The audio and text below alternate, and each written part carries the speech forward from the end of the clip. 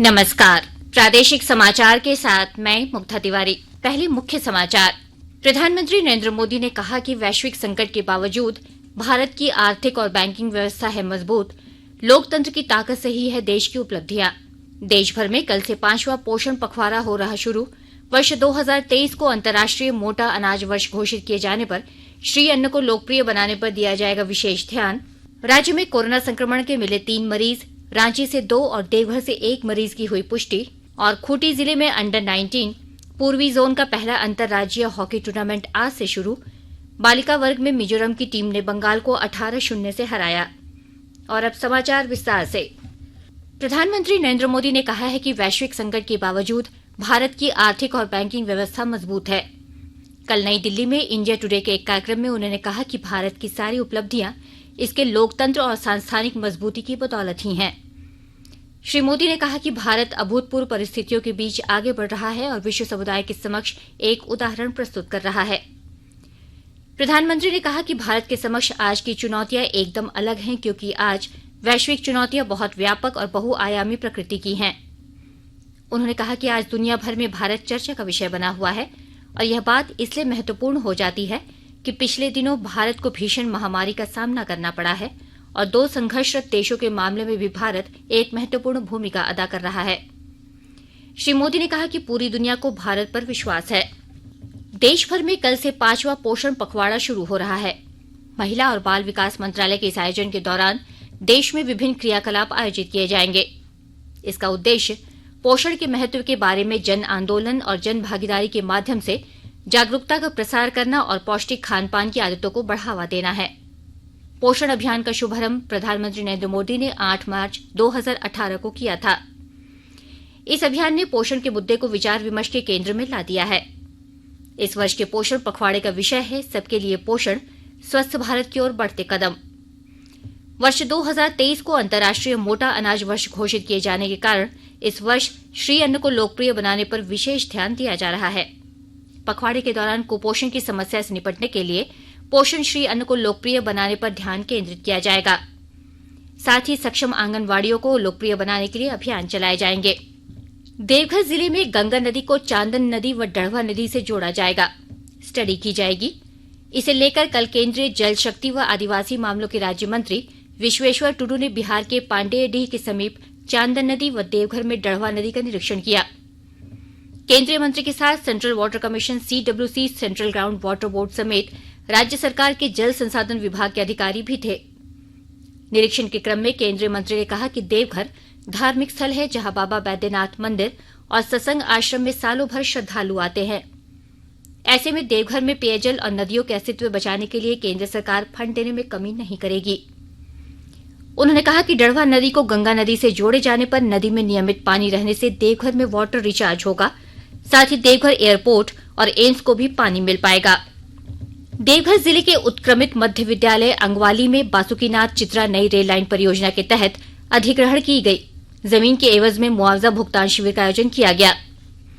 जिला भू अर्जन पदाधिकारी देवघर की अध्यक्षता में पालोजोरी अंचल के अंगवाली गांव की कुल 22.515 एकड़ और डुमरिया गांव की 30.51 एकड़ जमीन की कुल 54 पंचायतियों के 256 रैयतों के बीच 6.76 करोड़ रुपए मुआवजे के भुगतान की स्वीकृति दी गई। जिला भू अर्जन पदाधिकारी ने कहा कि पालोजोरी अंचलाधिकारी से 6 पंचायतों से संबंधित जांच प्रतिवेदन नहीं प्राप्त होने के कारण 1.65 करोड़ रुपए मुआवजा राशि भुगतान नहीं किया जा सका। शिविर में उपस्थित संबंधित राजस्व कर्मचारी को वांछित जांच प्रतिवेदन 2 दिनों के अंदर उपलब्ध कराने का निर्देश दिया गया।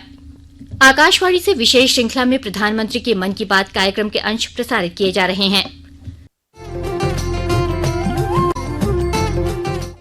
लोग, आवाज और सीधा संवाद, यानी हमारे, आपके, हम सबके मन की बात। जी हां, ऐसे ही करोड़ों लोगों से जुड़ते हैं हमारे प्रधानमंत्री आकाशवाणी पर हर महीने के आखिरी रविवार को मन की बात कार्यक्रम के साथ। 3 अक्टूबर 2014 को शुरू हुआ यह सिलसिला इस बार अप्रैल में अपनी 100वीं कड़ी के साथ जारी रहेगा। इस अवसर पर आकाशवाणी इस विशेष कार्यक्रम से प्रधानमंत्री के कुछ ऐसे चुनिंदा संबोधनों को प्रस्तुत करने जा रहा है जिन्होंने देश को नई राह दिखाई।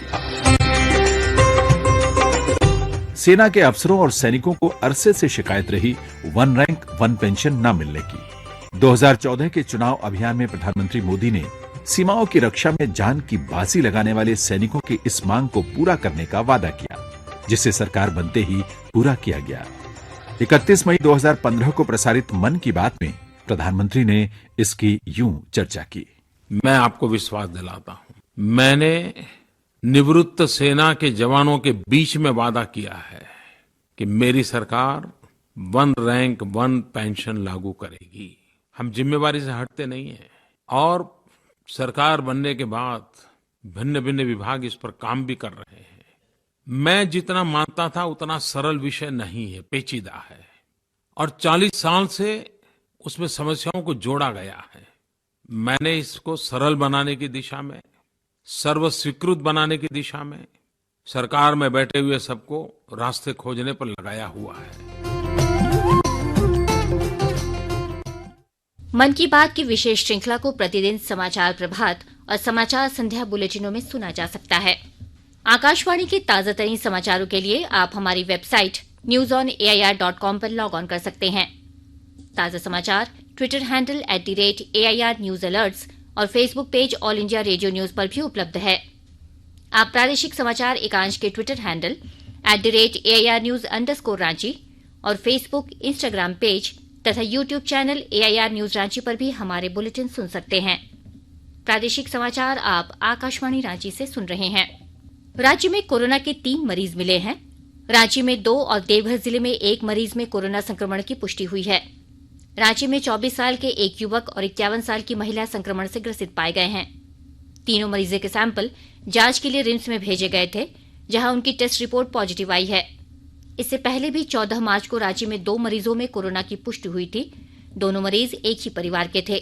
इधर जमशेदपुर में कल संक्रमण से 86 वर्षीय एक व्यक्ति की मौत हो गई, जिसका TMH हॉस्पिटल जमशेदपुर में इलाज चल रहा था।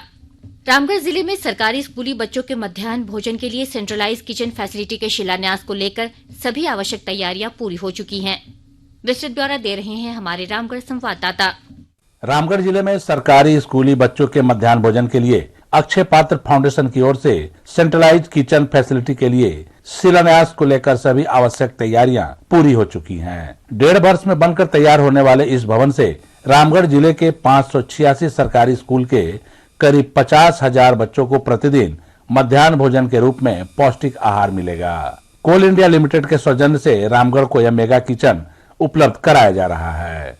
इस मेगा किचन बनाने का मुख्य उद्देश्य बच्चों को पढ़ाई के दौरान होने वाली भोजन की कमी को दूर करना है। दरअसल अक्षय पात्र संस्था पूरे विश्व में बच्चों के मध्याह्न भोजन के लिए काम करने वाली सबसे बड़ी संस्था है। भारत में अभी 67 रसोई घर के माध्यम से करीब 21 लाख बच्चों को गर्म, पौष्टिक एवं स्वादिष्ट भोजन अक्षय पात्र के मेगा किचन के द्वारा दिया जा रहा है।